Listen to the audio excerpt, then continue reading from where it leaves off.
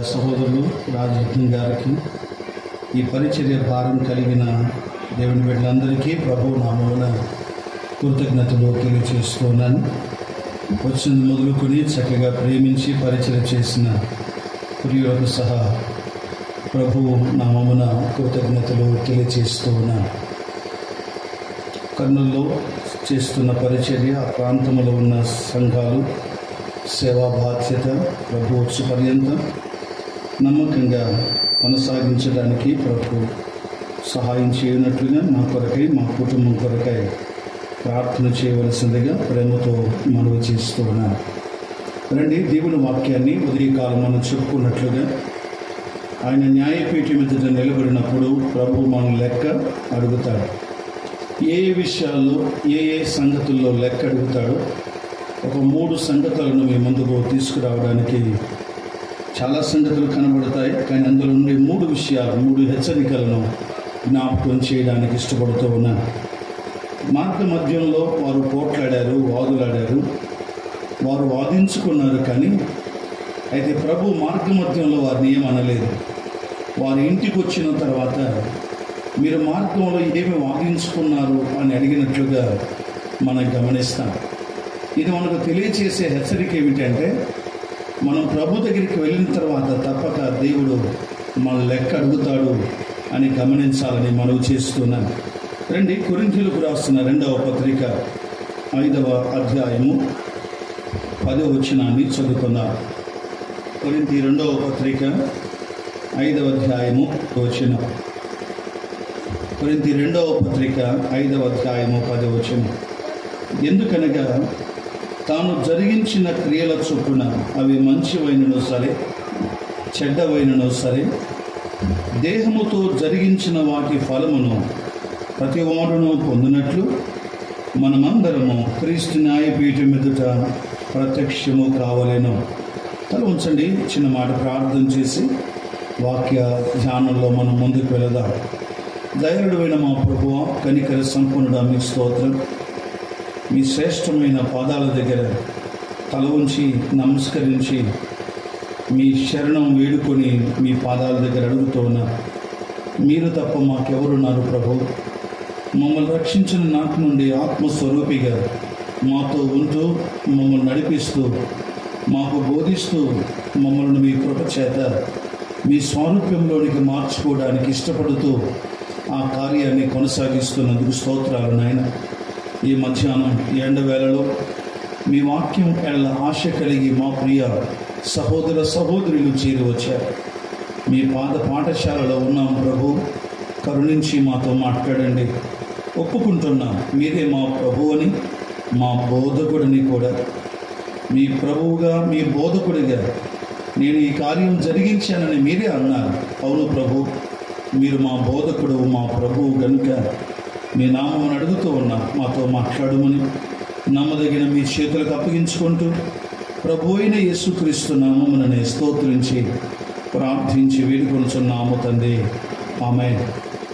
ప్రభునందు ప్రియులారా, మనము చదువుకున్న లేఖన భాగము కొరింథీ 2వ పత్రిక 5వ అధ్యాయం 10వ వచనం. వాస్తవంగా నాకు ఇవ్వబడిన అంశం ఏంటంటే, ఆయన దేవుని పిల్లలుగా ఆయన రాకడ కొరకై మనం ఎలాగో సిద్ధపడాలి అనే మాట నాకు ఇచ్చారు. ఆ మాట కొరకై కొన్ని సంగతులు మనము నిన్నటి దినాన ఆలోచన చేస్తూ వచ్చాను.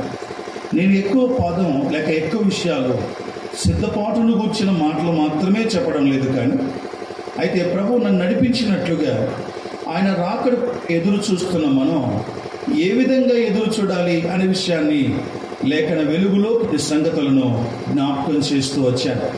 ఆయన రాకడ ఖాయమే, ఆయన వస్తాడు తప్పక. కాబట్టి సిద్ధపడి ఎదురు చూడాలి. సిద్ధపడకుండా ఎదురు చూస్తే మనం అవమాన పాలైపోతాం. ఆయన వచ్చినప్పుడు సరైన సిద్ధపాటు మన దగ్గర లేకపోతే దేవుని ఎదుట తలదించుకోవాల్సి వస్తుంది.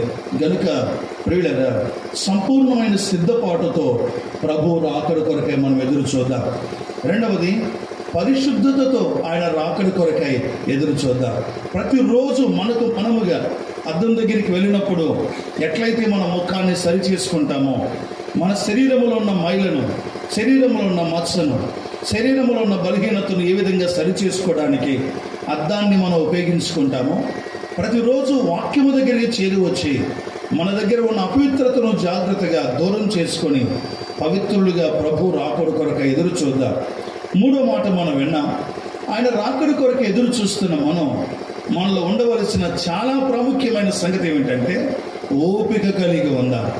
ఓపిక కలిగి ఉందాం. అన్నిటినీ ఓర్చుకుందాం. ప్రభు తప్పక వస్తాడు. ఓర్పుతో దేన్నైనా సాధించవచ్చు అనే మాట మనం జ్ఞాపకం చేసుకున్నాం. అట్లయితే ప్రభు వచ్చిన తర్వాత ఆయన మనం తీసుకుని వెళ్ళిన తర్వాత మనమందరము కూడా క్రీస్తు న్యాయపీఠం ఎదుట మనం నిలబడాలి. న్యాయపీఠము అనే మాట ఇంగ్లీష్లో లేక గ్రీకు భాషలో బీమా అనే పేరు ప్రస్తావించబడింది. బీమా అంటే అర్థం ఏంటి అంటే బహుమతులు ఇచ్చే ఎత్తైన స్థలము అని అర్థం. బీమా అనే గ్రీక్ వర్డ్ యొక్క తెలుగు అర్థం ఏంటంటే బహుమతులు ఇచ్చే ఎత్తైన స్థలము అని అర్థం. సరే, ప్రభువైన యేసుక్రీస్తు వారిని నమ్ముకున్న మనందరం కూడా మేఘాల మీద కొనిపోబడినప్పుడు ఆయన సన్నిధిలో మనందరము ప్రత్యక్షము కావాలి. ఆయన కొరకు ఎత్తు చూస్తున్నాం. ఆయన సన్నిధిలో మనం ప్రత్యక్షమైనప్పుడు వినండి, బైబిల్ ఏం చెప్తుంది అంటే మనను గూర్చి దేవునికి లెక్క చెప్పాలి. దేన్ని గురించి దేవుడు లెక్క అడుగుతాడు? వినండి, ఒక మాట గమనించండి. మన అబ్బాయిని ఇంట్లో నుంచి బయటికి పంపించాం. నిన్న కూడా నా ఎగ్జాంపుల్ చెప్పాను నేను.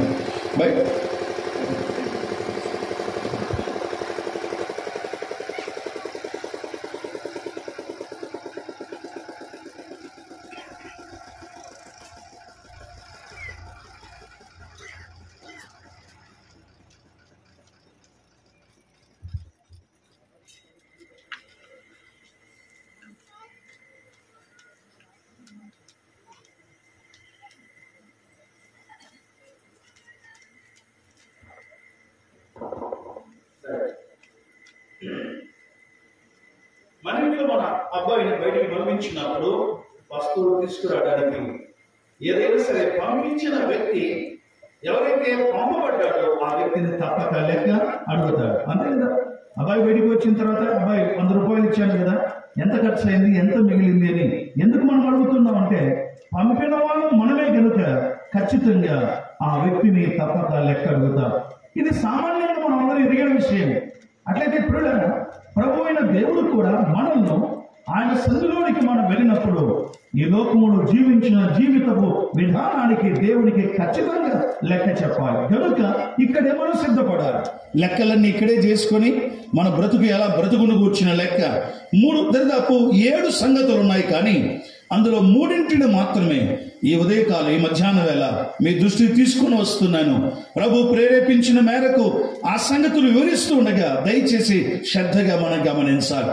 ఎందుకు ఈ లెక్క సంగతి ముందుగానే మనం ఆలోచన చేస్తున్నామంటే ప్రభు దగ్గరికి వెళ్ళిన తర్వాత ఈ లెక్క చెప్పవలసింది కనుక జాగ్రత్త పడదాం. నండి, నంబర్ 1 మొదటి మాట మనం చదువుకున్న ఈ కొరింథీ 2వ పత్రిక 5వ అధ్యాయం 10వ వచనంలో ఆయనకు మనం ఏ లెక్క చెప్పాలో దేవుడే స్వతహాగా ఈ మాటలు పౌలు ద్వారా మన కోసం రాయించాడు. ఏమన్నాడో చదువుతున్నాను చూడండి. ఎందుకనగా తాను జరిగించిన క్రియల చొప్పున అవి మంచివైనను సరే, జాగ్రత్తగా వినండి పదాన్ని, ఈ వచనాన్ని, తాను జరిగించిన క్రియల చొప్పున అవి మంచివైనను సరే చెడ్డవైనను సరే దేహముతో జరిగించిన వాటి ఫలమును ప్రతివాడు పొందునట్లు మనమందరము క్రీస్తు న్యాయపీఠం ఎదుట ప్రత్యక్షము కావలెను. వినండి, దేవుడు అడిగే మొదటి లెక్క ఏమిటంటే దేహముతో జరిగించిన వాటి లెక్కను దేవుడు అడగబోతున్నాడు. మంచివి చేసామా, చెడ్డవి చేసామా? మంచి లెక్క అడుగుతాడు, చెడ్డ లెక్క కూడా అడుగుతాడు. దేహముతో జరిగించిన వాటి ఫలిత క్రియలను బట్టి దేవుడు మనకు ప్రతిఫలం ఇవ్వబోతున్నాడు అనే సంగతిని గమనించండి. క్రీస్తు న్యాయపీఠం ఎదుట మనకు శిక్ష ఉండదు, మనకు ప్రతిఫలమే ఉంటుంది. ఎందుకంటే బహుమానాలు ఇచ్చే దగ్గర కేవలం ఎవరికి మొదటి బహుమానం వచ్చింది, ఎవరికి 2వ బహుమానం, ఎవరికి 3వ బహుమానం అని బహుమానాలు పంచిపెట్టే స్థలం అన్నమాట అది. గనుక ఈ లోకంలో బ్రతుకుతున్న దినాల్లో 1వ మాట గుర్తుపెట్టుకుందాం, ఈ దేహముతో జరిగించిన వాటి ఫలమును ఖచ్చితంగా మనం అక్కడ పొందబోతూ ఉన్నాం. వాస్తవంగా ఈ కొరింథీ 2వ పత్రిక ముఖ్యంగా 5వ అధ్యాయం ఏం తెలియజేస్తుంది అంటే మనమందరము కూడా ఏ విధంగా మార్పు చెందుతామో, ఏ విధంగా మహిమ దేహాన్ని ధరిస్తామో, ఆ దేహం ధరించేంత వరకు ఈ భూలోకంలో మనం ఎంత మూలుగు ఉంటుందో, ఎన్ని వేదనలు ఉంటాయో అవన్నీ కూడా తెలియజేస్తూ వచ్చాడు. ఇలా కూడా మూలుగుచూ సాగి వెళుతున్నాము కనుక ఈ మూలుగును ఒక రోజు, ఈ శ్రమలను ఒక రోజు వదిలి మనమందరము కూడా మహిమ దేహాన్ని ధరించిన వారమై దేవుణ్ణి ఎదుర్కోబోతున్నాము కనుక అంతవరకు జాగ్రత్తగా మీరు బతకండి అని పౌలు హెచ్చరిస్తున్నాడు. అంటూ మనమందరము కూడా క్రీస్తు న్యాయపీఠం ఎదుట ప్రత్యక్షము కావాలని ప్రియులారా జాగ్రత్త పడాలి. ప్రభు అయిన దేవుడు మనం రక్షించిన నాడు ఆయన సంపూర్ణంగా రక్షించాడు. యేసు ప్రభు మన ఆత్మను కొన్నాడా, మనల్ని పూర్తిగా కొన్నాడు? హలో, మళ్ళా ప్రశ్న. యేసు ప్రభు వారు మనల్ని కొన్నాడు కదా తన రక్తం చేత. ఇప్పుడు నా ప్రశ్న ఏంటంటే, కేవలం మన ఆత్మనే కొన్నాడా, మన పూర్తిగా అంతా కొన్నాడా? అంతేనా? ఎక్కడుందే మాట, మీరు విలువ పెట్టి కొనబడిన వారు గనక. కొరింథీ మొదటి పత్రిక తెరవండి, 6వ అధ్యాయంలో మన మాటను గమనిద్దాం. కొరింథీ మొదటి పత్రిక 6వ అధ్యాయంలో రాయబడిన మాట గమనించండి. మీరు విలువ పెట్టి కొనబడిన వారు గనుక, 6వ అధ్యాయము వచనము సంఖ్య 20వ వచనం. విలువ పెట్టి కొనబడిన వారు గనుక మీ దేహముతో దేవునిని మహిమపరచండి. అంటే ఇప్పుడు ఏమని అర్థం? మన దేహాన్ని కూడా ఎవరు కొన్నాడు? ఆయనే కొన్నాడు. అందుకే మీ దేహము దేవునికి ఆలయమని చెప్పబడింది. అందుకోసమైన మాట. కానీ ప్రభు అయిన దేవుడు తన రక్తము చేత మనల్ని విమోచించినప్పుడు ఆయన మనల్ని సంపూర్ణంగా కొన్నాడు. చేతులు మనవే గాని, మన దగ్గర ఉన్నాయి గాని ఈ చేతులు మాత్రం మనవి కాదు. కాళ్ళు మన దగ్గరే ఉన్నాయి గాని ఈ కాళ్ళు మనవి కాదు. మన దేహమంతా కూడా దేవుడు కొన్నాడు అనే విషయాన్ని విశ్వాసులు ఎన్నడూ మర్చిపోకూడదన్నమాట. ప్రభు దగ్గరికి వెళ్ళినప్పుడు, ఆయన న్యాయపీఠం ఎదుట నిలబడినప్పుడు మనము దేహముతో జరిగించిన వాటి ఫలమును అక్కడ మనం పొందాలి అనే మాట ఆ దేవుని గ్రంథం స్పష్టంగా మనకు తెలియజేస్తా ఉంది. యాక్చువల్గా ప్రభు నమ్మకం ముందు వినండి, అందరూ వినండి. ప్రభు నమ్మకం ముందు ఈ దేహముతో మనకి ఇష్టమైనవన్నీ చేసేసినాం. అవునా కదా? ఒకసారి తెరవండి, ఎఫెసీ పత్రిక 2వ అధ్యాయము ఏం తెలియజేస్తుందో చూద్దాం. ఎఫెసీ పత్రిక 2వ అధ్యాయం, ఎఫెసీ పత్రిక 2వ అధ్యాయము 3వ వచనం చదువుదాము. 3వ వచనము, వారితో కలిసి మనమందరమును శరీరము యొక్కయు మనస్సు యొక్కయు కోరికలు నెరవేర్చుకొనుచు మన శరీరాశలను అనుసరించి మునుపు ప్రవర్తించుచు కడమ వారి వలె స్వభావ సిద్ధముగా దైవోగ్రతకు పాత్రులమై ఉంటిమి. చూసారా మాటను? గమనించారా? వాస్తవంగా మన మునుపు అన్న, మునుపు అంటే ఎప్పుడు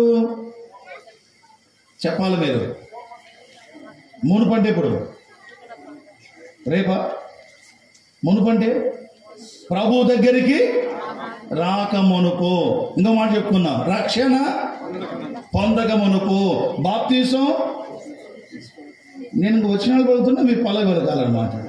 బాప్తీసము తీసుకొనక మునుపు, యేసు క్రీస్తుకు మన హృదయాన్ని ఇవ్వక మునుపు కదండి, ఆ ప్రభువును మన దేవుడిగా అంగీకరించక మునుపు.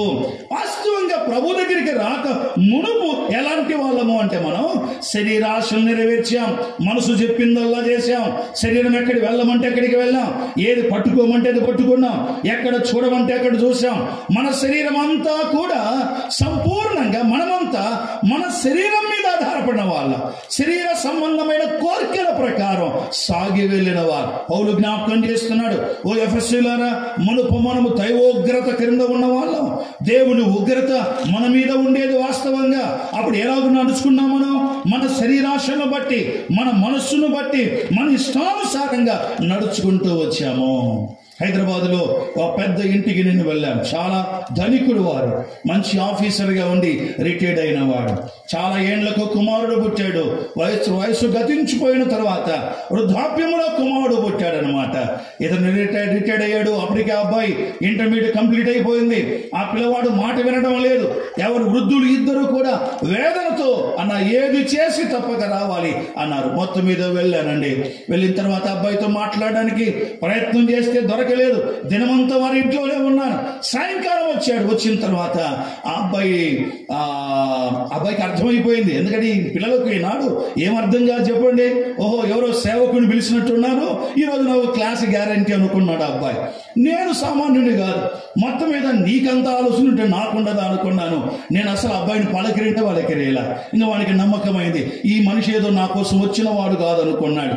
ఆల్ ఆఫ్ సడన్ అది నేను బాబు నేను వెళ్ళొస్తానన్నా. ఆ మంచిది అంకుల్, గాడ్ బ్లెస్ యూ అన్నాడు. వాడే నన్ను ఏం చేద్దాం సరే అని చెప్పి భుజం మీద చేసుకొని, కాదు నాన్న నీ బెడ్రూమ్ ఎక్కడా అన్నాను. బెడ్రూమ్ ఎక్కడ అంటే వాడు అంటాడు, వద్దులే అంకుల్, లోపలికి రావడం బాగుండదులే అని. అంత నాకు కూడా తెలుసులే, అంతా మనంతా ఇంతకుముందు ఒకే కేటగిరీలే, ఏ ఇబ్బంది కాదు, పోదాం పదా అని బలవంతంగా లోపలికి తీసుకుపోతే పెద్ద గోడ నిండుగా ఓ మంచి వచ్చిన రాసి పెట్టిందండి.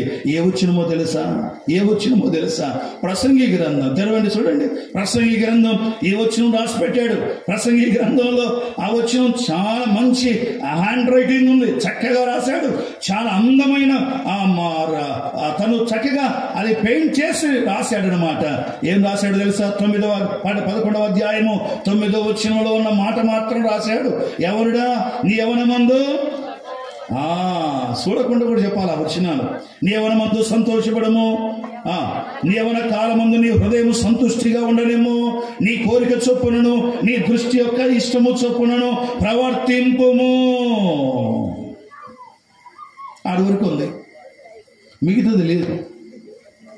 నేనుండి తమ్ముడు వండర్ఫుల్ అండి, నీ యొక్క హ్యాండ్ రైటింగ్ మెచ్చాను, గాడ్ బ్లెస్ యూ అని మళ్ళీ వానికి సెకండ్ ఇచ్చిన నేను 2 పెన్నులు కొత్త పెట్టుకోకపోయినా, ఎంత మంచి రైటింగ్ ఉంది కనుక తీసుకుని ఈ పెన్ను గిఫ్ట్ అన్నాను. వాడు పొంగిపోయినాడు, కూర్చోబెట్టాడు. ఇంకా మొదలైంది కథ. కూర్చోబెట్టిన తర్వాత నేను అడిగాను, అయ్యా బాబు చాలా బాగా రాశావు, ఎక్కడుంది? వాడు రెఫరెన్స్ కూడా రాయలే కింద. ఎక్కడుంది అంటే, ఎందుకంటే నీకు తెలుదా, మీరేమో భక్తుల్లాగానే కనపడుతున్నావు, నీకు తెలుదా అన్నాడు. నేను నాకు అక్కడ కొంచెం తెలుసులేదు నాయన, ఎక్కువ తెలియదు వాక్యం అంటే. ప్రసంగి గ్రంథం 11వ అధ్యాయం 9వ వచనం అన్న. తీరా బైబిల్ తీరా అన్నాడు. నేను అన్నప్పుడు వెంటనే బైబిల్ తీశాడు. వచనంలో సగమే రాసేవి, కిందిది ఏమైంది అన్న. ఏముంది కింద చూడండి, కింద ఏముంది? అయితే వీటన్నిటిని బట్టి దేవుడు నిన్ను తీర్పులోనికి తెచ్చునని జ్ఞాపకం ఉంచుకొనుము. ఇది ఎందుకు రాయలేదంటే వాడంటాడు, ఏం తెలుసా, అది రాస్తే ఇట్లా బతకనికి కాదు కదా అంకుల్ అన్నాడు. అది రాస్తే ఇటు తిరగడానికి కాదు కదా. ఎందుకంటే అది చూసినప్పుడు ఏమవుతుంది? భయం అవుతుంది. దేవుని దగ్గర లెక్క చెప్పాలంటే ఆ పిల్లవాడికి దేవుడికి స్తోత్రం అండి. ప్రభువు నమ్మాడు. ఆ తర్వాత వారంలో ఈరోజు ప్రభు మహాకృప చేత అమెరికా దేశంలో ఒక స్థలంలో ఒక సంఘంలో సంఘ పెద్దగా ఉన్నాడు వాడు. ఆ అబ్బాయి అద్భుతం అండి, ఆశ్చర్యం. ఒకప్పుడు ప్రభు దగ్గరికి రాకముందు మన పరిస్థితి ఎలాంటిది? శరీరం చెప్పింది విన్నాం కదండి, మనసు చెప్పింది విన్నాం, పక్కోడు చెప్పింది విన్నాం, అందరూ చెప్పింది వింటూ మన శరీరాన్ని ఇష్టానుసారంగా నడిచి అలా ఇష్టానుసారంగా వెళ్ళిపోయాము. కానీ దాని వలన దేవుని ఉగ్రత మన మీదకి వచ్చేది. కానీ దేవునికి స్తోత్రం ప్రియులారా, ఫలానా దినాన ఫలానా సంవత్సరంలో ఫలానా సేవకుడు వాక్యం చెబుతుండగా నా హృదయం మారిపోయింది. ఇప్పుడు నేను దేవుని బిడ్డనైపోయా. ఇప్పుడు ఏం చేయాలి? శరీరం మారిందా? ప్రభు నమ్మకం ముందు మన శరీరం ఉంది కదండి. ఇప్పుడు నమ్మిన తర్వాత శరీరం మారుతుందా? అదే శరీరమా? Answer please. అదే శరీరమా? కొత్త శరీరం వచ్చేసిందా? ప్రభు నమ్మిన తర్వాత మీరు చెప్పండి. నాకైతే అదే శరీరమే. ప్రభు నమ్మకం ముందు ఏ శరీరం ఉందో అదే శరీరాన్ని మరలా కలిగి ఉన్నా. ఇప్పుడు చెప్పండి, ఈ శరీరము పాపానికి మనల్ని ప్రేరేపించదా? ఖచ్చితంగా ప్రేరేపిస్తుంది. అయితే అపాయం ఏంటో తెలుసా? ఈ శరీరంతో చేసిన ప్రతిదానికి కూడా దేవునికి లెక్క చెప్పాలి అన్న మనస్సు కలిగిన వారమై ఉంటే శరీరాన్ని మన స్వాధీనములో ఉంచుకుంటాం. విశ్వాసులారా, చాలాసార్లు నిర్లక్ష్యం చేస్తాం. ఏం చేసినా పర్వాలేదు, ఎట్లా తిరిగినా పర్వాలేదు అనుకుంటూ ఉంటాం. జాగ్రత్త. దేవుని న్యాయపీఠం మీద నిలబడినప్పుడు విశ్వాసులమైన మనం కూడా మన శరీరంతో జరిగించిన వాటికి ప్రతిఫలం అక్కడ పొందబోతున్నాము కనుక జాగ్రత్తగా ఈ శరీర సంబంధమైన విషయంలో జాగ్రత్తగా మనం ఉండవలసిందే. ప్రభు వచ్చినప్పుడు మనం మార్పు చెందిన వారమై ప్రభు దగ్గరికి వెళ్ళిపోతాం. కానీ అయితే శరీరంతో చేసిన క్రియలకు మాత్రం దేవుని దగ్గర ప్రతిఫలము తప్పక పొందవలసిందే. ఒక మాట చెప్పనివ్వండి, మనం విశ్వాసులం అన్న బోర్డు ఏమన్నా ఉందా మనకు? హలో, యేసుప్రభు నమ్ముకుంటానే నిజంగా నాకు ఇట్లా అనిపిస్తుంది, చాలాసార్లు అనిపించింది. బైబిల్లో ఒక వచ్చినమని ఉంటే బలుండు, చాలా బాగుండు. ఏమన్నా తెలుసా, నమ్మిన వాళ్ళకు డ్రెస్ కోడ్ దేవుడు ఆపించింటే బాగుండు. అట్లీస్ట్ దానికి భయపడన్నా కరెక్ట్గా బతుకుతారు. సరే నేను పేర్లు చెప్పను కానీ జస్ట్ మీకు అర్థమయ్యేటట్టు ఒక మాట చెప్తాను. ఒక డ్రెస్లో ఉన్నాడు ఒక వ్యక్తి. హైదరాబాద్ రైల్వే స్టేషన్లో నేను ఒక ప్లాట్ఫామ్ నుంచి ఇంకో ప్లాట్ఫామ్ వెళుతుండగా ఒక మూల కనపడ్డాడు. ఆ వైపు తిరిగాడు, కానీ ఆ వైపు తిరిగాడే కానీ పైనుంచి పొగ బయటకు వస్తుంది, ఇట్లా పై పొగ వస్తుంది. ఆ డ్రెస్ చూసిన నేను, ఆ డ్రెస్ వేసుకున్నవాడు సామాన్యంగా అట్టాడి తెలివిలేని పనులు చేయకూడదు వాళ్ళ లెక్క ప్రకారం. దగ్గరికి పోయి హలో అన్నాడు. హలో అంటే నన్ను హలో అనకూడదు, అదే అనాలి అన్నాడు. అంటే అదంతా కాదు కానీ ఎందుకు తాగుతున్నావు, ఈ డ్రెస్ వేసుకున్నా నీవు తాగకూడదు కదా నేను అన్నా. అంటే ఏమోలే సార్, ఈ డ్రెస్ వేసుకున్న వాళ్ళు ఎవరు లేరు కనుక అటు ఇటు చూశాను, గబగబ దమ్ము కొడదామని తీసుకుంటాను సార్ అన్నాడు. కాదు, మామూలుగా డ్రెస్ వేసుకున్న వాడు తాగకూడదు కదా, బీడి తాగకూడదు, సిగరెట్ తాగకూడదు, కాళ్ళకు చెప్పులు వేసుకోకూడదు, ఫలానా ఉంది కదా, ఏం బాబు నువ్వు చేస్తున్నావు? నేను ఎందుకు అడిగినాను వాడిని, ఆ వ్యక్తిని ఎందుకు అడిగాను? ఆ వ్యక్తిని అతను వేసుకున్న డ్రెస్సును బట్టి నాకు అర్థమైంది, ఈ డ్రెస్ వేసుకున్నవాడు ఈ పని చేయకూడదు. ఇప్పుడు యేసు ప్రభు నమ్ముకున్న మనందరికీ ఒక డ్రెస్ ఉంటే ఎట్లుండి చెప్పరు? మర్యాదగా బతుకుదు. ఏది ఏమైనా ఎక్కడైనా సరే, అది పెళ్ళిళ్ళైనా బయట ఫంక్షన్లైనా ఏ స్థలములో ఉన్నా దేవుని బిడ్డలమంటే బయటికి మనకి ఏ గుర్తు లేదు. కానీ దేవుని ఆశ ఏంటో తెలుసా? బాహ్య సంబంధమైన గుర్తు ఏది పెట్టలేదు, మన క్రియలే మనకు గుర్తుగా ఉండాలని దేవుడు ఆశించాడండి. సామెతల గ్రంథంలో ఒక అద్భుతమైన మాట ఉంది. సామెతల గ్రంథం 20వ అధ్యాయము 11వ వచనంలో ఏముందో తెలుసా? సామెతల గ్రంథం 20వ అధ్యాయం 11వ వచనంలో, బాలుడు సహితము తన చేష్టల వలన, ఆ మాట చదువుతారు ఒక్కసారి. సామెతల గ్రంథం 20వ అధ్యాయం 11వ వచనం, బాలుడు సహితము మాట కావాలి, తన నడవడి శుద్ధమైనదో కాదో, యథార్థమైనదో కాదో అని తన చేష్టల వలన తెలియజేయను. కాబట్టి ఇప్పుడు నువ్వు విశ్వాసివా కాదా అని ఎట్లా అర్థమవుతుంది? నీ క్రియల వలన మాత్రమే అర్థమవుతుంది. అవునా కాదా? వరుసగా అందరు కూర్చున్నారు, వేరే జనరల్ ఫంక్షన్ అది, అందరు కూర్చున్నారు. కూర్చుంటే నేను కూడా వరుస లైన్లో కూర్చున్నాను. భోజనాలు వడ్డించారు. భోజనాల తర్వాత మరి ఇంకొకటి దీంట్లో తీసుకొని వచ్చారన్నమాట. తీసుకుని వచ్చి అందరికీ పంచుతూ ఉన్నారు. పంచుతూ ఉంటే నేను నా దగ్గరికి వచ్చిన వెంటనే నేను అన్నాను, నేను యేసు ప్రభు నమ్మాను గనక ఇది తీసుకోను అన్నాను అనేసాను, చెప్పేశాను. మనకేం భయం? ఆ భోజనం ఎక్కడ దొరుకుతుంది మనకు? దానికోసం మనమేమో ఆడ డ్రామా వేయాల్సిన అక్కరలా. నేను యేసు ప్రభు నమ్మాను కనుక ఇది నేను తినను అన్నాను. మామూలు అన్నం పెట్టండి, సాంబార్ వేయండి, నువ్వు ఏమైనా చికెన్ కానీ ఏదైనా పెట్టండి, కానీ ఇది మాత్రం నేను తినను, ఎందుకంటే యేసు ప్రభు నమ్మాను కనుక అన్నాను. సరే అయిపోయింది. మంచి సార్ అనుకుంటూ వెళ్ళిపోయారు. నా వెనక లైన్లో నన్ను గమనించలేదు మన బ్రదరే. వరుసగా నేను గమనించాను, అతన్ని చూస్తున్నాను. ఆ వరుస వచ్చినప్పుడు ఈయనేమంటాడు అనుకుంటే దగ్గరికి వచ్చిన ఏమంటే తెలుసా, అయ్యండి నా గొంతు బాగలేదండి, వద్దులేండి అంటున్నాడు. నా గొంతు బాగలేదు, నా గొంతులేండి అన్నాడు. ఇప్పుడు చెప్పండి, వాస్తవం గొంతే. నేను గట్టిగా ఏమన్నా ఆమెనన్నా గట్టిగా. నిజంగా గొంతు బాగుంది ఆ బ్రదర్కు, కానీ గొంతు బాగలేదని అబద్ధం ఆడాడు. ఎందుకు? దాన్ని దూరం చేసుకోవడానికి. నేను దేవుని బిడ్డను కనుక ఇది నేను తీసుకున్నాను నేను చెప్పాను. నా గొంతు బాగలేదు కనుక తీసుకున్నాను ఆయన చెప్పాడు. నేను గట్టిగా ఆమెనన్నాను. నేను అనుకుంటాను దేవుడు మరుసటి రోజు గొంతు పోగొట్టింటాడు, ఎందుకు నేను ఆమెను చెప్పాను కాబట్టి. అర్థమవుతుంది ఈ మాట. కాబట్టి మన క్రియల వలన ఎందుకు ఏమని చెప్తున్నాను అంటే, నా క్రియలే నన్ను ఏమని ప్రజలకు ఏమని అర్థం కావాలి? నేను దేవుని బిడ్డను అని అర్థం కావాలి.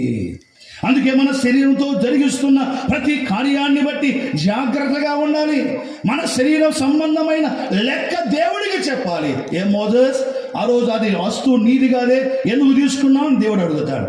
నేను తీసుకెళ్ళే స్వామి అని నీకు లేదు, ఎందుకంటే ఆయన దగ్గర ప్రూఫ్లన్నీ రెడీగా పెట్టుకొని ఉంటాడు. ఆయన ఏది కూడా మన అబద్ధం చెప్పడానికి లేదు, ఆయన మోసగించడానికి ఏది కూడా లేదు. కనుక దయచేసి వినండి, నేను తేటగా ఈ సంగతులు జ్ఞాపకం చేస్తున్నాను. మన శరీరం మన కంట్రోల్లో ఉండాలి. ఈ మాట పౌలు జ్ఞాపకం చేశాడు కదా. కొరింథీ 2:5-10 ఏమన్నాడు? తాను దేహముతో జరిగించిన వాటి ఫలమును ప్రతివాడు పొందునట్లు మనం అందరము కూడా క్రీస్తు న్యాయపీఠం ఎదుట ప్రత్యక్షము కావలెను అన్నాడు. ప్రియ స్నేహితులారా, అందుకే మన శరీరాన్ని జాగ్రత్తగా ఉంచుకోవాలి. ఒక 3 సంగతులు ఈ భాగం కొరకై జ్ఞాపకం చేస్తాను. ఇదే పౌలు తన శరీరాన్ని ఏ విధంగా జాగ్రత్త పరుచుకున్నాడో ఆయన మాటల్లోనే మనం చదువుకుందాం. రండి, మొట్టమొదటిగా హెబ్రీ పత్రిక 5:14. హెబ్రీ పత్రిక 5:14 గమనించండి. మన శరీరాన్ని విషయంలో మనం తీసుకోవాల్సిన ముఖ్యమైన 3 లేక 4 జాగ్రత్తలను వరుసగా చెబుతూ వస్తాను. నోట్ చేసుకోండి. ఖచ్చితంగా ఆ విషయాలు మీరు తర్వాత కూడా జాగ్రత్తగా వినండి. చదవండి. వయసు వచ్చిన వాడు అభ్యాసము చేత మేలు కీడులను వివేచించుటకు సాధకము చేయబడిన జ్ఞానేంద్రియములు కలవాడై ఉన్నాడు గనుక బలమైన ఆహారము వానికి తగును. ఏమండి, అందరి శరీరం కలిగిన వాళ్ళమే కదా. ఒక్కసారి ఇటు గమనించండి. ఈ శరీరముతో నా వైపు గమనించండి. ఇటు చూడాలి. మన శరీరముతో మనం ఏమేమి కార్యాలు జరిగిస్తున్నామో అవి ఖచ్చితంగా దేవుని దగ్గర మనం లెక్క చెప్పవలసి. అందుకే మొదటి పాయింట్, మన శరీరానికి ఒక ప్రాక్టీస్ చేయాలట. ఏమని సాధకం చేసుకోవాలి, ఏమని ట్రైనింగ్ ఇవ్వాలి మన శరీరానికి. ఏది మంచిదో, ఏది చెడ్డదో, ఏది పట్టుకోవాలో, ఏది పట్టుకోకూడదో, ఏది చూడాలో, ఏది చూడకూడదో, ఈ శరీరముతో మనము జరిగించే కార్యాల విషయంలో శరీరానికి ఒక సాధన అవసరం. ఏం సాధన? ఇది మంచిది, ఇది మంచిది కాదు. మన శరీర అవయాలు ఖచ్చితంగా దైవ చిత్తములో సాగి దైవ సంబంధమైన సాధనాలుగా ఉండాలి. కానీ శరీర సంబంధమైన ఆలోచనతో సాగటానికి మాత్రం వీల్లేదు. ప్రతి శరీర అవయములన్నిటినీ కూడా సాధకము చేసుకోవాలి. ఈ మాట చెబుతుండగా నాకు మా అమ్మగారు నేర్పించిన పాట నాకు బాగా జ్ఞాపకం వస్తూ ఉంది. మా అమ్మ చిన్నప్పుడు నేర్పించేది. చిన్నపిల్లలప్పుడు సండే స్కూల్లో, ఇక్కడ సండే స్కూల్ ఉందా ఈ ఊరి సంఘంలో? ఉంది. Very good. ఉంటే సంతోషం. సండే స్కూల్ పరిచయలో మా అమ్మగారు మాకు సండే స్కూల్ చెప్పేది. సండే స్కూల్లో ఒక పాట నేర్పించేది చిన్నప్పుడు మా అమ్మగారు. ఏమనంటే, మన శరీర అవయాలతో పాడుకునే పాట. నేను చాలా స్థలాలు చెబుతుంటాను ఈ పాట. ఓ కన్నా నువ్వు చూచున్నదేమి ఏమి, కన్నుతో చెప్పుకోవడం అనమాట. ఓ కన్నా నువ్వు చూచున్నదేమి ఏమి, ఆ పైనున్న యేసు తప్పాక చూస్తాడు. ఓ కన్నా నువ్వు చూచున్నదేమి ఏమి, ఓ కాల నువ్వు పోవు నదెక్కడికి, ఓ చెవి నువ్వు విను నదేమి ఏమి. ఇయర్ ఫోన్ పెట్టుకుంటా కదా, వాడు ఏమింటుంటాడు అర్థం కాదు మనకు కదండి. ఓ చెవి నువ్వు విను నదేమి ఏమి, ఆ పైనున్న యేసు తప్పాక చూస్తాడు. ఓ చెవి నువ్వు విను నదేమి ఏమి. ఇలాగ శరీరాలన్నిటితో కూడా ఒక పాట, ఒక హెచ్చరిక పాట. వింటున్నారే మాట విశ్వాసులారా? శరీరం మనకు సాధన కావాలి. ఏమని సాధన కావాలి? ఏది కీడైనదో, ఏది మేలైనదో మన శరీర అవయాలకు అలవాటైపోవాలి. ఇది మొదటి మాట. రెండో మాట చూడండి. రండి, పరిశుద్ధ గ్రంథంలో కొరింథీ మొదటి పత్రిక, రోమాపత్రిక 13వ అధ్యాయము 14 వచనం చదువుదామా?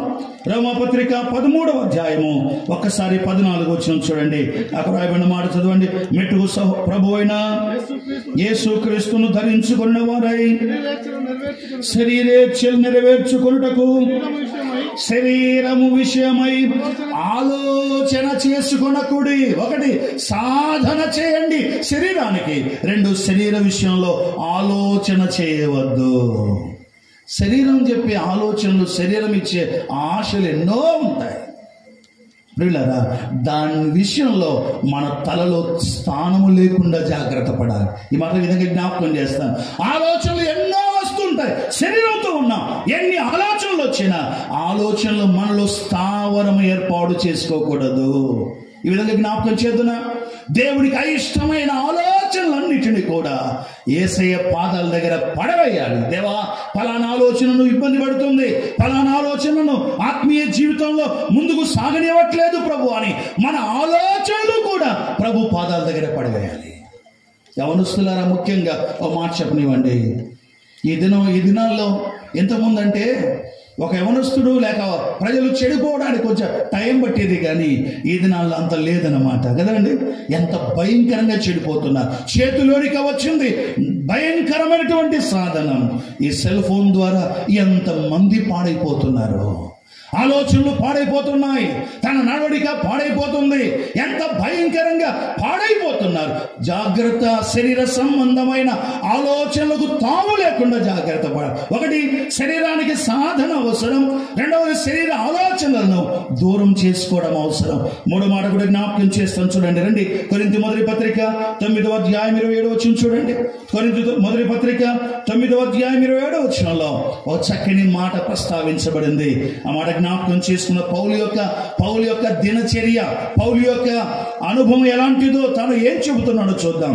కొరింథీ మొదటి పత్రిక 9:27 గాలిని కొట్టినట్టు నేను పోట్లాడలేదు గాని ఒకవేళ ఇతరులకు ప్రకటించిన తర్వాత నేనే భ్రష్టునైపోదునేమో అని నా శరీరమును నలగొట్టి దానిని లోపరుచుకొనుచున్నా. శరీరాన్ని ఏం చేయాలి చెప్పండి, గట్టి చెప్పాలి. శరీరాన్ని ఏం చేయాలి? ముందు నలగొడితే గానీ లోపడుతుంది.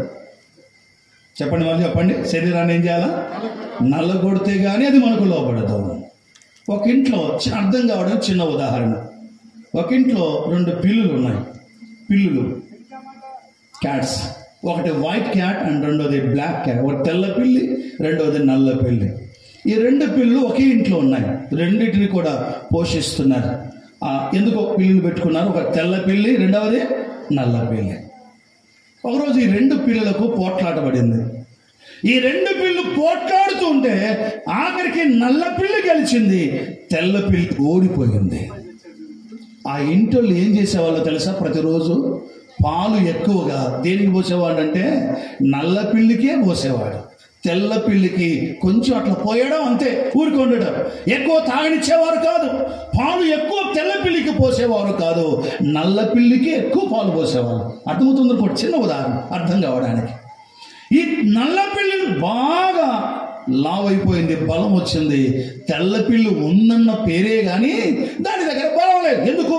ఇంటి వాళ్ళు ఏం పోయట్లేదు, దానికి పాలు పోయట్లేదు, పెరగన్నం పెట్టడం లేదు. ఈ నల్ల పిల్లికి మాత్రం పొద్దున్నుంచి ఎన్నిసార్లు అంటే అన్నిసార్లు పాలు పోస్తున్నారు, పెరగన్నం పెడుతున్నారు. అది తిని లావైపోయింది. దీనికి మాత్రం తిండి లేక సన్నగా అయిపోయింది. రెండిటికి పోట్లాట ఏర్పడింది. ఆ రోజు తెల్ల పిల్లి ఓడిపోయింది, నల్ల పిల్లి గెలిచింది. ఆలోచన చేసే వారికి ఇప్పటికే అర్థమైపోయి ఉండొచ్చు, మనలో కూడా ఈ 2 పిల్లులు ఉన్నాయి. ఒకటి తెల్ల పిల్లి, 2 నల్ల పిల్లి. నల్ల పిల్లి శరీరం, తెల్ల పిల్లి మన ఆత్మ. ఈ 2 మనలోనే ఉన్నాయి. కానీ మనం ఎక్కువ పాలు దేనికి పోస్తున్నాం చెప్పండి? నల్ల పిల్లికే పోస్తున్నాం. పొద్దున్న లేసి సీరియల్ చూస్తుంది. దేనికి పాలు పోసినట్టు? సీరియల్ చూసే వాళ్ళందరూ దేనికి పాలు పోసినట్టు? నల్ల పిల్లికి పోసినట్టే.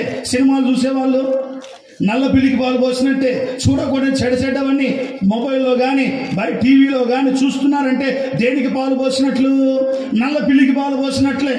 కానీ తెల్ల పిల్లికి మాత్రం ఎంతకాలం పాలు పోస్తున్నాం? పొద్దున ఎప్పుడో స్వామి దేవుడు ఏమంటే అది కూడా బైబిల్ చదువుకోకుండా బయటికి పోతే యాక్సిడెంట్లు అవుతాయని చెప్పి ఆ భయముతో, ఏమన్నా జరగకూడదు జరుగుతారని చెప్పి ఆ భయముతో బైబిల్ చదువుతామే తప్ప అదేదో పొద్దున పూట ఒక్కసారి స్తోత్రం అనుకుంటా అట్లా తెలిసి ఏదో కనబడిన వచ్చిన చదువుకొని మూసేస్తున్నావు. నువ్వు తెల్ల పిల్లికి ఏం పాలు పోసినట్టు చెప్పండి?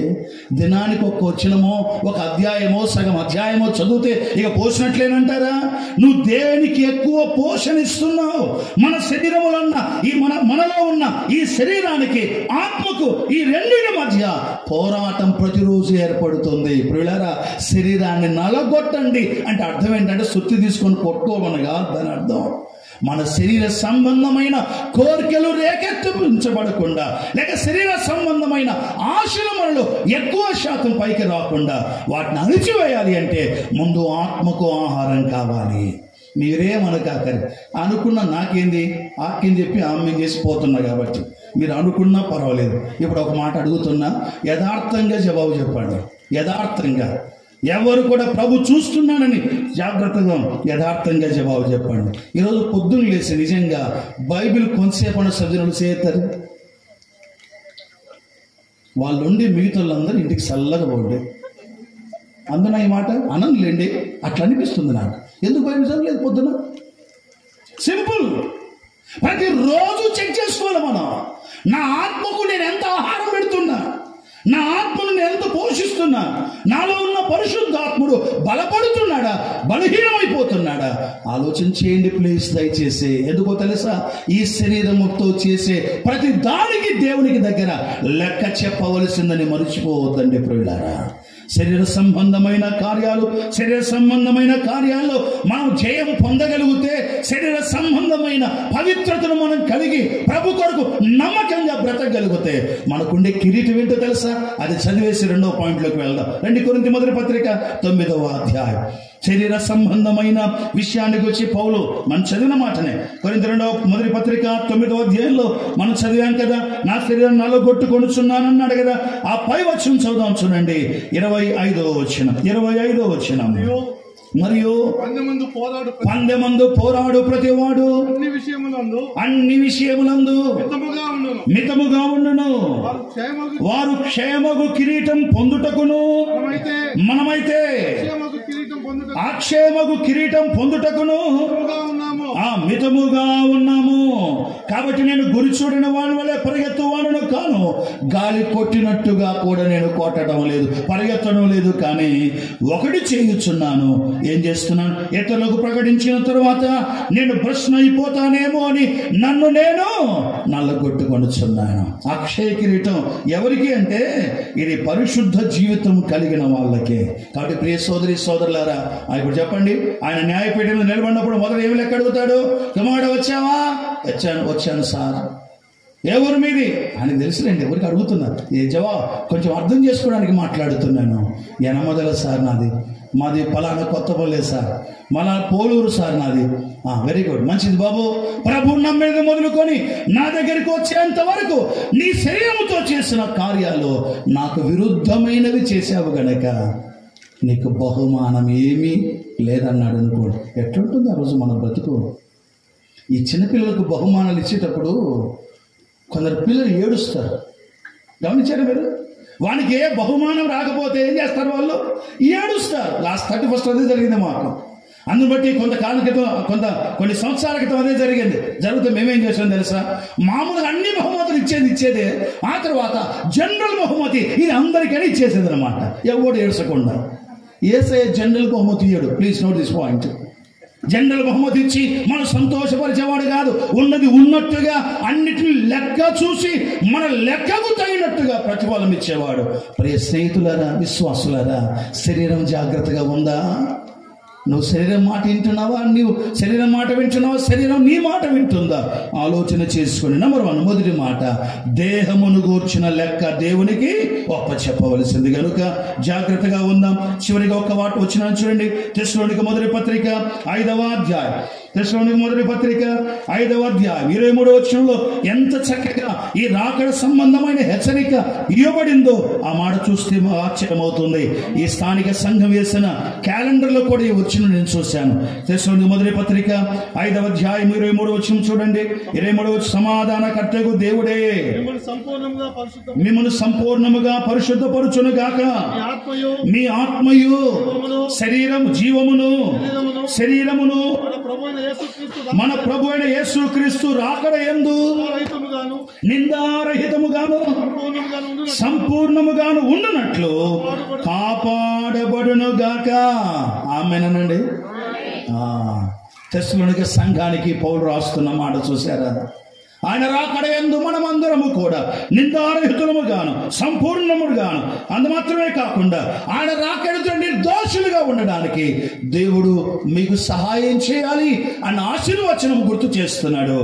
ఆత్మకును జీవమునకును శరీరమునకును మన ప్రభు అయిన యేసుక్రీస్తు రాకడ యందు నిందారహితంగా ఉండాలి. కాబట్టి ప్రియులారా, ఈ శరీరం విషయం జాగ్రత్తగా ఉండండి. దయచేసి శరీరం మాట వినవద్దు. ఒకరోజు ఒకడు చాలా ఇబ్బంది పెట్టాడు, నాకు చాలా అంటే చాలా ఇబ్బంది పెట్టాడు. వాస్తవంగా మోషే అంటే బైబిల్లో ఏమంటాడు, దేవుడే అన్నాడు కదా, సాత్వికుడు అన్నాడు. మోషే సాత్వికుడు. నాకున్న కోపం ప్రపంచంలో ఎవరికి ఉండదు, అంత కోపస్తుంది. వాస్తవంగా నేను చాలా చాలా కోపస్తుంది. ఒకరోజు ఒక వ్యక్తి చాలా ఇబ్బంది పెట్టాడు. ఇబ్బంది పెట్టినప్పుడు వాస్తవంగా అతన్ని ఒక్క గుద్దేసి వాడిని చంపేద్దాం అనిపించింది నాకు. ఎప్పుడు నమ్మిన తర్వాత, ఇది నమ్మిన తర్వాత వాడు చాలా ఇబ్బంది పెట్టాడు. నాకు మాత్రమే కాదు, నా క్లాసులో ఉన్న ఒక వ్యక్తి కూడా ఇబ్బంది పెట్టాడు. వాడు బస్సు ఎక్కిన తర్వాత ఒక్కసారి గుద్ది వాడిని బయటికి తోసేద్దాం అనిపించింది నాకు. అనిపిస్తే మీరు నమ్ముతారో లేదో కానీ ఇంకా కోపముతో ఇంకా పిడికిలు బిగిస్తున్నాను. ఒక్క నిమిషంలో వాని మీద ఏటుపడేది. ఒకలాంటి మెల్లని స్వరం, ఒకలాంటి హెచ్చరిక నేను వినగలిగాను. ఈ శరీరం నీదనుకుంటున్నావా? ఇది నీదనుకుంటున్నావా? నీదైతే వాడుకో, ఇది నాది కదా అని అనిపించింది నాకు. అట్లా ఒకలాంటి ప్రేరేపణ హృదయంలోనికి వచ్చింది. దేవా సారీ ప్రభు, క్షమించు ప్రభు అని ఛేదించేశాను. అందరు కలిసి ఎంతోమంది ప్రయాణం చేస్తున్న సమయంలో దేవుని సేవకులు అగ్రిప్ప గారు, మీరు చాలా మంది వినే ఉంటారు ఈ సంఘటన. అగ్రిప్ప అనే దేవ సేవకుడు అనంతపూర్ ప్రాంతంలో ఉండి ఫాక్స్ గారు, అగ్రిప్ప గారు విస్తారమైన పరిచయం జరిగించారు. అగ్రిప్ప గారు ట్రైన్లో ప్రయాణం చేస్తూ ఉంటే అటుతో పాటు ప్రయాణం చేస్తున్న వాళ్ళందరూ పేకాట ఆడుతుంటే ఆ తోటి ప్రయాణికులు కదా, ఆ పెద్ద ఆయన చూసి, ఏమండి మీరు కూడా చేయండి అన్నాడు, కలిసి ఆడండి అన్నాడు. అంటే ఆయన అన్నాడట, అయ్యగారు మంచిదండి నన్ను పిలిచారు, కానీ ఏం చేద్దాం, నా చేతులు లేవండి అన్నాడట. 2 చేతులు ఉన్నాయి వాస్తవంగా, నా చేతులు లేవు, నాకు చేతులు లేవండి అంటే అక్కడ ఉన్న వాళ్ళందరూ గట్టిగా నవ్వేశారు.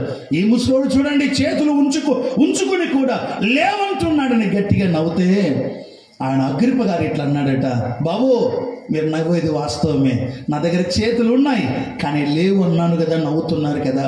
కానీ ఈ చేతులను 20-32 సంవత్సరాల క్రితం యేసు ప్రభుకి ఇచ్చేసానయ్యా. ఈ చేతులు నా దగ్గర ఉన్నాయే కానీ ఇవి నావి కాదు అని చెప్పి అన్నప్పుడు వారికి స్వార్థను ప్రకటించే అవకాశం దొరికిందట. ప్రియ దేవుని ప్రియులారా, శరీరముతో జాగ్రత్త. ఇది మొదటి మాట. రెండో మాట, మూడో మాట ఒక 10 నిమిషాలు చెప్పేసి ముగిస్తాను. చూడండి, రండి పరిశుద్ధ గ్రంథంలో రోమాపత్రిక 14వ అధ్యాయంలో దేవుడు అడిగే లెక్కల్లో 2వ లెక్క. మొత్తం 7 లెక్కలు ఉన్నాయి, 3 మాత్రమే జ్ఞాపకం చేస్తున్నాను. అందులో మొదటి లెక్క ఇప్పుడు చూసాం, మన దేహముతో జరిగించే వాటి విషయమై దేవునికి లెక్క ఒప్పచెప్పాలి. రెండవ చూడండి, రోమాపత్రిక 14వ అధ్యాయం తెరవండి. రోమాపత్రిక 14వ అధ్యాయం 10వ వచనంలో నుండి మేబీ కొన్ని వచనాలు నేను చదివేస్తాను. చూడండి, నేను చదువుతాను ప్రస్తుతానికి. రోమాపత్రిక 14వ అధ్యాయము 10వ వచనం.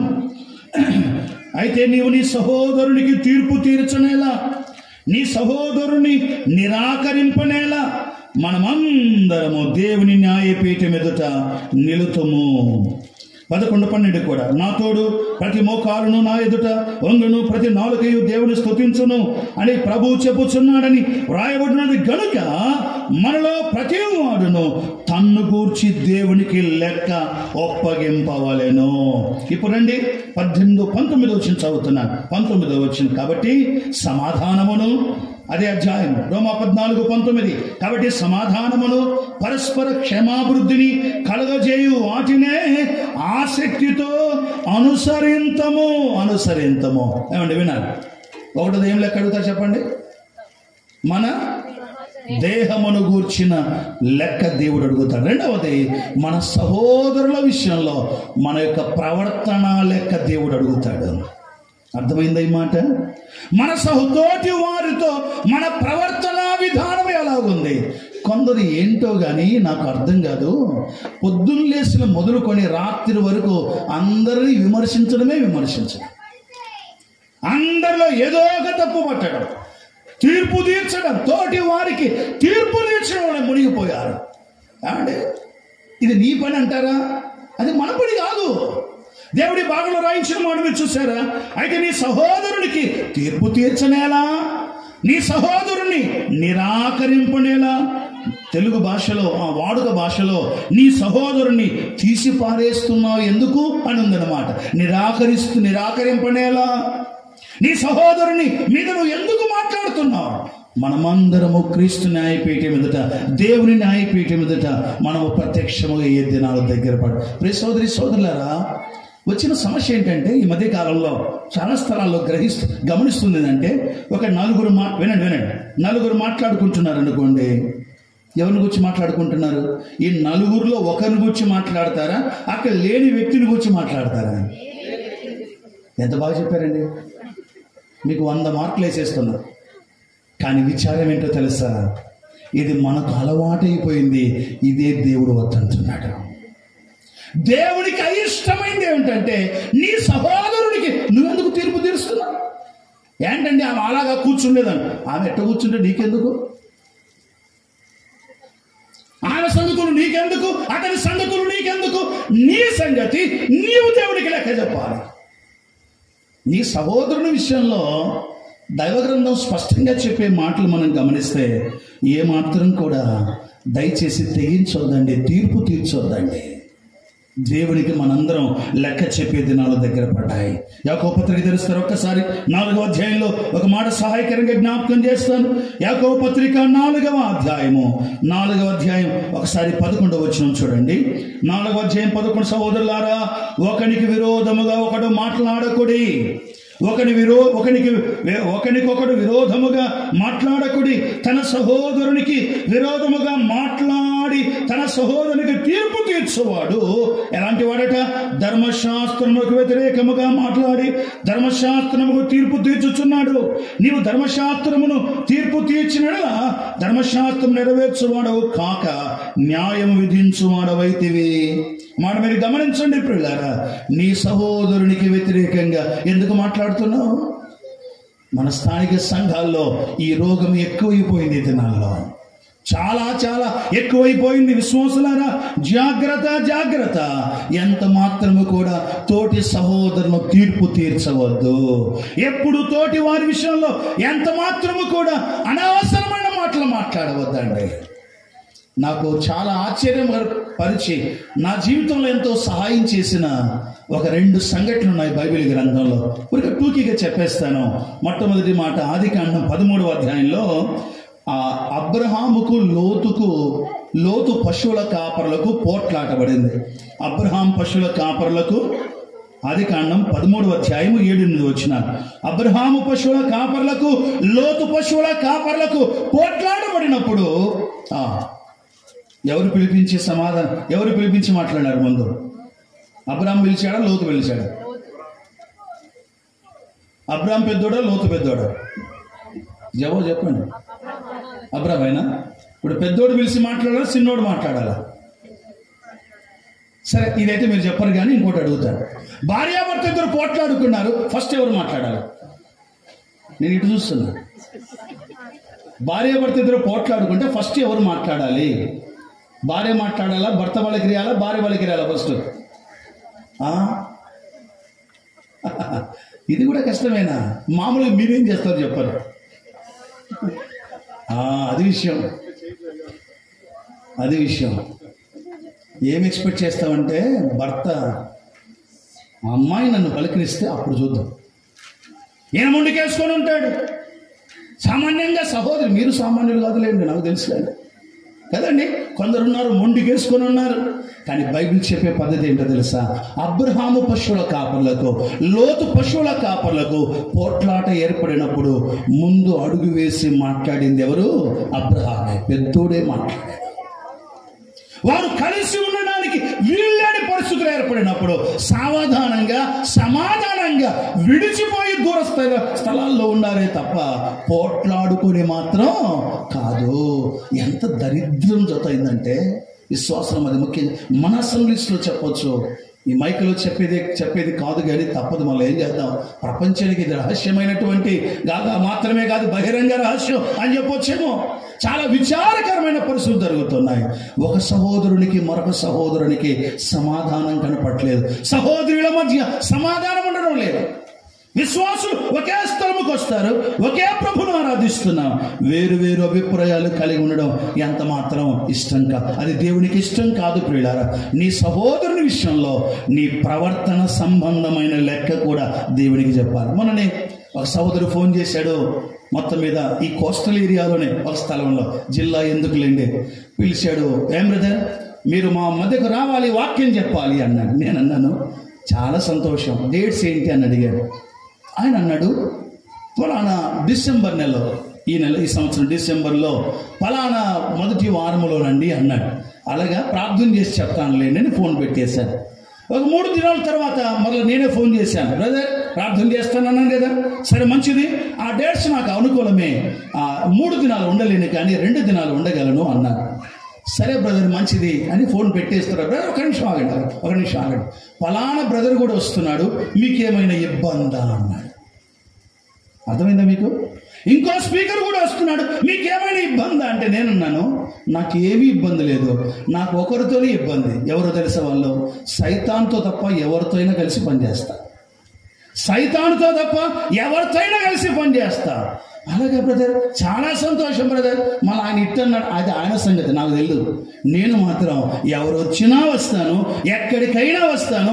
ఎవరి అసెంబ్లీస్లో ఏ దాని ఫలానా వ్యక్తితో నేను చెయ్యను అని చెప్పడానికి వీల్లేదు. నేను అందరితో కలిసి, వారు కూడా నా వలే యేసు రక్తం చేత కడగబడిన వాళ్ళ కాదా చెప్పండి? మా వలే యేసు ప్రభు రక్తము చేత కడగబడిన వారు కనుక మన తోటి సహోదరుల మధ్య, తోటి విశ్వాసుల మధ్య ఈ భేదం ఉండడానికి వీలు లేదు. ప్రభు దగ్గర నిలబడినప్పుడు నీ ప్రవర్తన నీ తోటి వారితో ఏ విధంగా ఉందో దాని విషయమై కూడా దేవునికి లెక్క చెప్పాలి. అందుకే ఇక్కడే సిద్ధపడదాం. నీ ఎవరితో మాట్లాడలేదా? ఈ రోజే, రేపు కాదు, ఎల్లుండి కాదు, ఈ రోజే వెళ్ళి ముందు సమాధాన పడండి. నేను ఫలానా అంత పలకనండి అంటే నువ్వు ఎందుకు బల్లలో పాలు పొందుతున్నావు? బలలో పాలు పొందడానికి ఎవరు నీకు అర్హత ఇచ్చాడు? నువ్వు ఫలానా వారితో సమాధానం లేదు అంటే ముందు వెళ్ళండి, సమాధాన పడండి. వారు రావడం కాదు, నీవే వెళ్ళి సమాధాన పడండి. ప్రియులారా దయచేసి గమనించండి, దేవుని సంఘములో మనం ఉంటున్నాం. ఆయన ఎదుట నిలబడినప్పుడు మన తోటి వారితో మన ప్రవర్తన లెక్క చెప్పవలసింది. 2 మాటలు అయిపోయాయి. 3వ మాట ఒక మాట చదివేసి ప్రార్థన చేస్తాను. 1వది ఏ లెక్క చెప్పాలి? మన దేహముతో జరిగించిన వాటి లెక్క చెప్పాలి, శరీర సంబంధమైన లెక్క చెప్పాలి. రెండవది మన తోటి వారితో సంబంధ బాంధవ్యాల విషయంలో లెక్క చెప్పాలి. 3వది మనము దేవుని కోసం చేసే పని విషయంలో లెక్క చెప్పాలి. ఆ మాట చదివేసి ప్రార్థన చేస్తాను. కొరింథీ మొదటి పత్రిక 3వ అధ్యాయం, కొరింథీ మొదటి పత్రిక 3వ అధ్యాయం 10 నుండి 15 వచనాలు చదవాలి. అన్ని చదవడానికి సమయం చాలదు, కానీ నేను చదువుతాను. చూడండి, 10 వచనం చదువుతున్నాను. దేవుడు నాకు అనుగ్రహించిన కృప చొప్పున నేను నేర్పరైన శిల్పకారుని వలె పునాది వేసితిని, మరొకడు దాని మీద కట్టుచున్నాడు. ప్రతివాడు దాని మీద ఎలాగూ కట్టుచున్నాడు జాగ్రత్తగా చూచుకొనవలెను. ఓకే, ఇప్పుడు రండి 12వ వచనం. ఎవడండి పునాది మీద బంగారము, చదువుతారు అందరూ, ఆ పదాలు చెప్పేసేయండి. బంగారు, వెండి, వెలగల రాళ్ళు, కర్ర, గడ్డి, కొయ్యకాలు మొదలైన వాటితో కట్టిన వాడి పడి ఆ దినము కనబడును, ఆ దినము దాన్ని తేడపరచును, అది అగ్ని చేత బయలుపరచబడును. మరియు వాని పని ఎట్టిదో దానిని అగ్నియే పరీక్షించను. ఆ దినం ఏ దినమో కాదు, ప్రభు ఎదుట మనం నిలబడిన దినము. ప్రభు పాదాల దగ్గర చేరి ఆయన న్యాయపీఠం మీద నిలబడినప్పుడు ప్రభు అడిగే 3వ లెక్క. హలో వినాలి, మన దేవుడు లెక్కలు అడిగేవాడా కాదా? లెక్కలు అడగడానికి ఆయన వస్తాడు. కటివారి మోషే గారు చక్కని పాట రాశాడు. ఆయన పాటలు అద్భుతమైన పాటలు. అందులో ఒక పాట, లెక్కలు అడిగే దినం ఒకటి ఉంది, లెక్కలు అడిగే దినం ఒకటి ఉంది. పిల్లరా, మన లెక్కలు ఇక్కడే సరి చేసుకుందాం. ముందు పోయిన తర్వాత కాదు, ఆయన దగ్గర నిలబడినాక సరి చేసుకునే టైం ఉండదు. ఈ భూలోకములు ఉండగానే మన లెక్కలు సరి చేసుకుందాం. మొదటి లెక్క నా శరీరముతో నేను చేస్తున్న క్రియలు. 2వ లెక్క నా తోటి వారితో నాకున్న సంబంధం, ప్రేమ, అనురాగాలు. 3వ లెక్క నేను దేవుని కోసం చేసే పని విషయంలో. ఇక్కడ మొత్తం ఎన్ని వస్తువులు ఉన్నాయి చూడండి. బంగారు ఎన్ని ఉన్నాయి? మొత్తం ఎన్నో లెక్కేసారా? ఇప్పుడు లెక్కేస్తున్నారా? ఇంతకుముందు ఎప్పుడు లెక్కేయలేదా? బంగారు, వెండి, వెలగల రాళ్ళు, కర్ర, గడ్డి, కొయ్యకాలు, 6 వస్తువులు కనబడుతున్నాయి. ఇది పరీక్షించేది దేంతో పరీక్షిస్తాడంట దేవుడు? అగ్ని చేత. ఈ అగ్ని చేత 6 పరీక్షిస్తే ఇందులో మిగిలేటివన్నీ కాలిపోయినటువంటి, మీరు చూడండి ఎన్ని మిగులుతాయి? 3 మిగులుతాయి, 3 కాలిపోతాయి. హలో వినండి, 3 మిగులుతాయి, 3 కాలిపోతాయి. ప్రభు ఎందుకు ఈ మాట చెప్పాడు? ఏమన్నాడు? చాలా మంది పనిచేసే వాళ్ళు ఉన్నారు, కానీ కొందరి పని కర్ర గడ్డి కొయ్యకాళ్ళలాగా ఉంది. ఏమంటే హంగామా కదండి, హంగామనే ఉంది కానీ ఆడంబరాలు ఉన్నాయి, కానీ పని లేదు, పని లేదు. విశ్వాసులారా, రెండు చేతులెత్తి మనవి చేస్తున్నాను, ప్రభు దగ్గరికి వెళ్ళేంత వరకు ఆయన కోసం కొంతన్న పని చేద్దాం. నేను దేవుడి కోసం ఈ పని చేశాను, నిలబడే పని చేయాలి, కాలిపోయే పని కాదు. మనల్ని ఒకటే మాట అన్నాడు ఒకరోజు. ఆయన ఇంకా చనిపోయే దినాన చాలా మాటలు నాతో చెప్పాడు. లాస్ట్ ఇంకా చనిపోతాడు, రాత్రి ఈ లోకయాత్ర ముగిస్తాడు. నాన్న అనారోగ్యంగా, కొంచెం అనారోగ్యంగా ఉన్నాడు. కర్నూలు నంది కొట్టుకు నుంచి కర్నూలు వచ్చాడు. ఆ రాత్రి నాన్న చెప్పిన మాటల్లో ఒక మాట ఏమిటంటే, రే జాగ్రత్తగా పని చేసుకోవాలరా, ఎన్ని ఇబ్బందులు ఎదురయ్యాయి, ఎన్ని కష్టాలు ఎదురయ్యాయి, గొప్ప గొప్ప వాళ్ళు నన్ను చాలా ఇబ్బంది పెట్టారు, కానీ నేను ప్రజలకు మాటలతో జవాబు ఇవ్వలేదు. ఇప్పుడు ఒక వ్యక్తి, ఆ సహోదరుడు నన్ను ఏమని అన్నాడు అనుకోండి, తిరిగి నేను మాటతో జవాబు ఇవ్వలేదు, నేను పనితో జవాబు ఇచ్చాను. మోషే గుర్తుపెట్టుకో ఈ మాట అన్నాడండి. మనం చేసిన పని దేవుని ఆమోదములో ఉంది కనుక పని నిలబడింది. నిలబడే పని చేద్దాం. ఆయనది నిలబడినప్పుడు, దేవా ఇదిగో నీ కోసం ఇంత పని చేశానయ్యా, ఇదిగో నీ కోసం ఇంత ఆత్మలు రక్షించానయ్యా, ఇందు నీ కోసం ఇంతగా ప్రయాసపడ్డానయ్యా, ఇదిగో నీ కోసం ఇన్నిసార్లు ఇన్ని విధాలుగా పరిచయం చేశాను దేవా అని చెప్పుకునే రికార్డు ఏమనుందా? మన ఎస్ఆర్ ఎట్టుంది, సర్వీస్ రికార్డు ఏ విధంగా ఉంది, పరిశీలించుకుందాం. ప్రియ దేవుని ప్రియులారా, బ్రతుకున్నంత కాలం ఆయన పని చేసి బ్రతుకుదాం. ఈ లోకం నుండి వెళ్ళేంత వరకు ఆయన పని విషయంలో నమ్మకంగా ఉందాం. 3 విషయాలు దేవుడు లెక్క అడుగుతాడు. ఒకటి, మన దేహముతో శరీరముతో జరిగించిన వాటి లెక్క చెప్పాలి. రెండవది, మన తోటి వారితో మన సంబంధ బాంధవ్యాలు లెక్క చెప్పాలి. ప్లీజ్ ప్రియులారా, తోటి వ్యక్తుల విలువ ఎరిగి ప్రవర్తించండి. అతను నాలాగే యేసు రక్తము చేత కడగబడినవాడు అన్న స్పృహ నీలో ఉంటే ఎవరిని ధృవీకరించావు, ఎవరిని నిరాకరించావు, ఎవరిని తీర్పు తీర్చావు, ఎవరికి కూడా తీర్పు తీర్చావు. నీ కంట్లోనే దూలం పెట్టుకున్నావు, ఎదురు వాని కంట్లో నలుసేంటి, నలుసుతుని గురించి అంత మాట్లాడతావా? నీ కంట్లో ఇంత పెద్ద దూలమే ఉందే, దాని సంగతి ఎట్టా ఆలోచన చేయండి. ఎప్పుడు కూడా ఎదుటి వారిని తీర్పు తీర్చవద్దు. 3వ పాయింట్ మనం విన్నాం, మనం దేవుని కోసం చేసే పని విషయంలో దేవునికి లెక్క చెప్పాలి. ఎంతమంది పని చేస్తున్నారు దేవుని పని? దేవుని పని చేసే వాళ్ళు ఎంతమంది అంటే, సువార్థికులు చేతులు ఎత్తుతారు చాలాసార్లు. సువార్థికులు కాదు, సువార్థికులమైన మేము సంపూర్ణంగా దేవుని పనిలో ఉన్నాం. మేము ఒక్కరమే కాదు దేవుని పని చేయాల్సింది. కొందరు ఏమనుకుంటారంటే, ఏమండి మా పాస్టర్ చూసుకుంటాడండి, మా సేవకుడు చూసుకుంటాడండి, మా పెద్దలు చూసుకుంటారండి అంటూ ఉంటారు. వాళ్ళు ఏం చూసుకుంటారు చెప్పండి? మనం చేయాలి దేవుని పని. వారు చెప్పినట్టుగా, వారు ఇచ్చిన ఆజ్ఞ మేరకు, సలహా మేరకు, పెద్దల సలహా తీసుకొని సంఘములో దేవుని పని ఎంత ఉందో ఆ పని చేస్తూ వెళ్ళండి. దేవుని దగ్గర బహుమానాలు మనం తప్పక పొందుతాము. కనుక మనుషులు మనం మెచ్చుకోకపోవచ్చు, మనుషులు మనం గౌరవించకపోవచ్చు. ఈ మీటింగ్లు అంతా అయిన తర్వాత ఒకవేళ అందరూ ఏమండి, ఈ మీటింగ్లో ఫలానా సహోదరుడు ఫలానా సహోదరి చక్కగా పనిచేశారని 2-3 పేర్లు చెప్పొచ్చేమో, నీ పేరు చెప్పలేదు అనుకోండి, నెక్స్ట్ వారం ఆదివారం వస్తారా? కట్టింది చెప్పవున్నా, వచ్చి ఆదివారం మరలా రారు. ఏమండి రాలేదండి అంటే, మేము ఎక్కడ కనపడ్డాం లేండి, మీకు వారే కనపడుతుంటారు. పనంతా వాళ్ళు చేశారని చెప్పావే, నా పేరు ఒక్క పేరు ఒకసారి కూడా చెప్పలేదని అలిగే బ్యాచ్ లేదంటారా? ఉన్నారు. ప్రియులారా, వినండి ఒక మాట, ఇక్కడ నీకు ఫలితం కోరినావు అంటే అక్కడ పోతుంది. మళ్ళీ ఏం చేయాలి చెప్పారు? ఇక్కడ కావాలన్నా అక్కడ కావాలన్నా, ఇక్కడ కావాలంటే కొద్ది దినాలు ఉండేది, అక్కడ శాశ్వత కాలం ఉండేది. ప్రభు దగ్గర ఫలితం కావాలంటే ప్రభు కోసం ప్రయాసపడండి, పని చేయండి. ఈ 3 మాటలు మనసులో ఉంచుకోండి. ఈ 3 లెక్కలు రెడీ చేసుకొని పెట్టుకుందాం. అవును, ప్రభు న్యాయపీఠం మీద నిలబడినప్పుడు నేను ఖచ్చితంగా చెప్పగలను అన్న ధైర్యముతో సిద్ధపడి ప్రభు రాకడ కొరకై ముందుకు సాగుదాం. దేవుడి మాటలు మన కొరకై ఆశీర్వదించునుగాక. తల ఉంచండి, చిన్న మాట ప్రార్థన. ప్రేమగల మా తండ్రి, మీకు స్తోత్రాలు. మీరు మా ముందుకు తీసుకొచ్చిన లేఖనాలను బట్టి మిమ్మల్ని స్తుతిస్తున్నాం.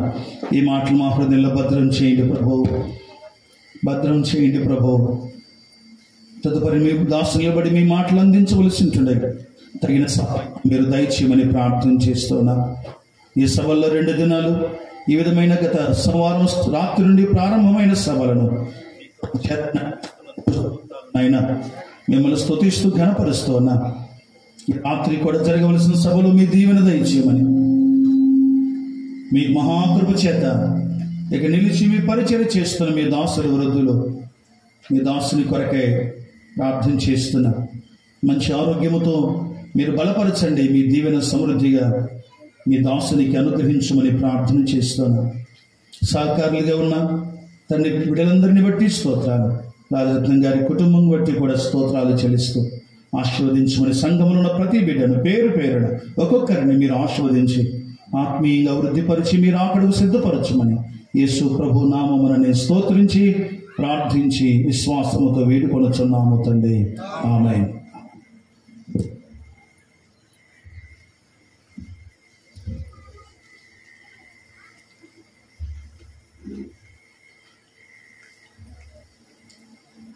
ప్రభునందు ప్రియులారా, ఇంత తేటైన వర్తమానం మనం విన్న తర్వాత మనమందరం ప్రభు ఎదుట ఏ రీతిగా సిద్ధపడి నిలబడబోతున్నామో